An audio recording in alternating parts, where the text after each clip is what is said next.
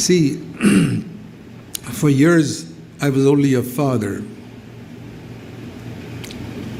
Then, some years ago, I became a grandfather. 13 years ago, our first grandchild was born, and then now we have many grandchildren. And I became a father-in-law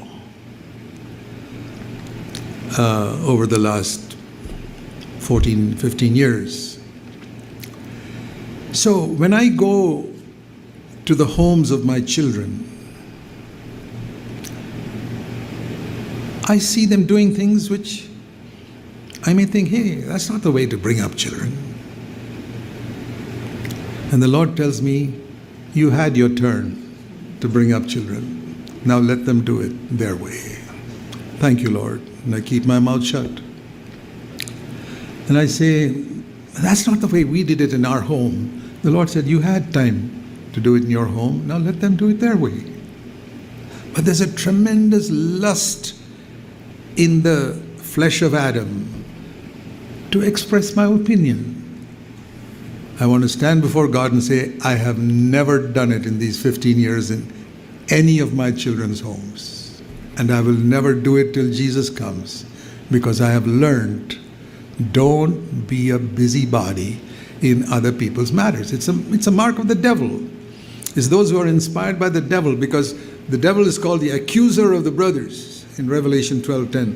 And there's a spirit of accusation when we are giving an opinion to somebody. So this is the way I did it. Who said, are you God or something, that your way is only the perfect way? No.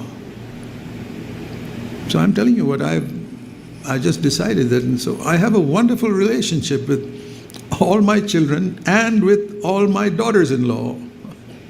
Every one of them. They love me because I don't interfere in their life. I pray for them before God. Stop, period, full stop. And if they ask me for advice, of course I give it. And I've discovered the more I keep myself out of their way, the more they come and ask me for advice. Because I don't interfere. And I say, if there's something wrong, I pray for them. Do you believe in prayer? I'm not talking, you may not be a father-in-law, you may be, but this lust to interfere is there in the flesh. And I tell you this, if you've been in this church and you heard me, I've come to this church for 14 years. We have 14 years, we have had conferences here. Many of you have been here many years. But I'm telling you from my experience of 40 years in India, there are people who have heard me for years and have not changed in this area. And they make a nuisance of themselves everywhere, and I'll tell you why. I want to show you this other verse. In the same 1 Peter 4, where it says, don't be a busybody in other people's matters, it says something more of how we can avoid being a busybody in other people's matters. 1 Peter 4, and it says in verse 17, a mark of the people who belong to God's family. I want to be a part of God's family, the household of God it is called here. It is time for judgment to begin with the household of God, and it must begin with us first. So the judgment must begin with me first. I must judge myself first. Lord, in what areas should I judge myself? Just the things he has mentioned earlier. Verse 15, am I a murderer? Jesus said, anger is equal to murder. Do I get angry?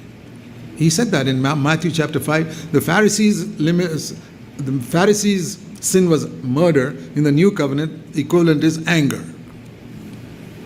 Like he said in the Pharisees' old covenant standard was adultery. The new covenant equivalent is dirty sexual thoughts. So, am I a murderer? And then, in other words, in terms of new covenant, do I get angry with people? Let me judge myself. Judgment must begin, verse 17, with me first, before I pass opinions on others. Secondly, it says a thief. Now, I don't think we steal money. I don't think anybody here steals money. Do you steal a person's reputation, testimony by saying something negative about him so that that person has got a bad opinion. You have stolen his reputation by the way you have spoken about that person. You're a thief. As much a thief as the fellow who stole somebody's wallet. You don't see, thief is not only money. I tell preachers, do you steal people's time?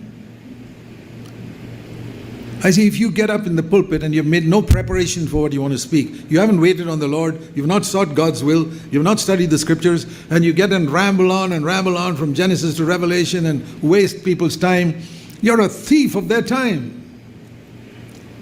Ask yourself, how much is the wages, hourly wages, $15 an hour? Okay, if they sat there for 1 hour listening to you rambling, or even half an hour, $7.50 per person sitting there, you've stolen already $400 from those people that day by wasting half an hour of their time. I say, it's like I remember a board in front of a manager's table. It says, if you have nothing to say, don't say it here. I like that. I like to put it in a pulpit. If you've got nothing to say, don't say it here. If you've got something to say, it'll help people, then say it. Otherwise, don't say it. Dear brothers, we can think we're not thieves. Evildoer. Don't suffer as a murderer or thief as an evildoer, something that harms another person. Do you harm somebody's reputation and afterwards discover, oh, I never realized that person did it with a very good motive, or what I heard was not absolutely right. I've made mistakes. I remember some years ago, there was a brother who was in charge of the audio equipment in our church in Bangalore. Young brother, very fine young brother, capable person. He was younger than my youngest son, but a very good person. And something went wrong that day, which I felt was a serious mistake. Not just a minor error, but something more serious than that. And I went up to him and I said, you should have been more careful. You should not have done that. And afterwards I realized he never did it. It was somebody else who did it. Boy, can you imagine how I felt? Somebody had told me that this guy did it and I did not even check it up. So I've not been guiltless, I've been guilty. And I went to him immediately. As soon as I heard it, I went to him and I put my arms around him and said, brother, I'm really sorry. I'm really sorry that I judged you without knowing the truth. Please forgive me. I want to be very more careful next time. So I'll tell you, I have learned by making mistakes.